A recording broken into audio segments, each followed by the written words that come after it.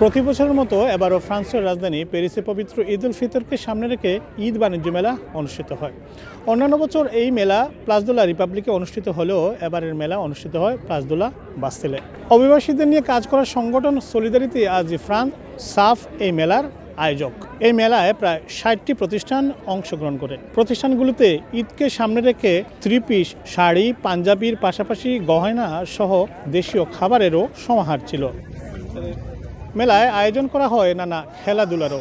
এতে নারী পুরুষের পাশাপাশি শিশুরা অংশগ্রহণ করে। বিজয়ীদের হাতে তুলে দেওয়া হয় পুরস্কার। আয়োজকরা জানিয়েছেন মূলত নারী উদ্যোক্তাদের সুযোগ করে দেওয়ার জন্যই তাদের এই আয়োজন, ভবিষ্যতে তারা তা অব্যাহত রাখবেন। নারীদের এটার মাধ্যমে কিন্তু তারা স্বাবলম্বী হতে পারছে এবং বিশেষ করে ফ্রান্সে যখন থেকে আমরা শুরু করেছি দিনে দিনে কিন্তু নারী উদ্যোক্তা আরও বেশি হচ্ছে। এটা অবশ্যই একটা ইন্সপিরেশনের জায়গা। দিনব্যাপী আয়োজিত এই মেলায় ক্রেতাদের কাছ থেকে আশানুরূপ সাড়া পেয়েছেন বলেই জানিয়েছেন বিক্রেতারা।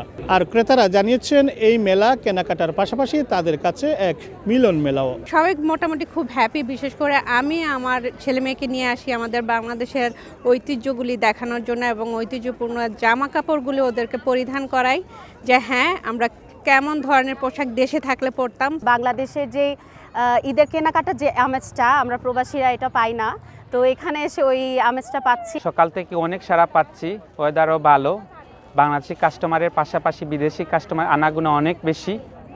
আর এখন আমাদের বিক্রির সময় আলহামদুলিল্লাহ আরও বেশি বিজি হবে। এখানে ফটোগ্রাফি, ভিডিওগ্রাফি প্লাস এখানে ডেকোরেশন সার্ভিস নিয়ে আমরা ভীষণ সাড়া পাচ্ছি।